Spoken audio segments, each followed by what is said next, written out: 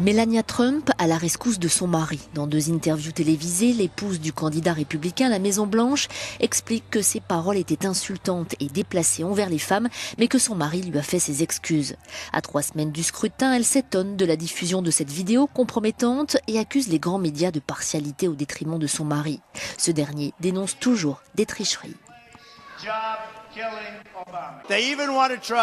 Ils veulent même essayer de truquer l'élection dans les bureaux de vote. Et croyez-moi, dit-il, il y a beaucoup de choses qui se passent contrairement à ce qu'on entend. Des gens qui sont morts il y a 10 ans votent encore. Les clandestins votent. Donald Trump estime aussi que l'élection est truquée par les médias, accusés d'ignorer volontairement les affaires liées à Hillary Clinton. Il dénonce une collusion entre la candidate et le FBI dans l'affaire d'un serveur de messagerie privée utilisé alors qu'elle était secrétaire d'État.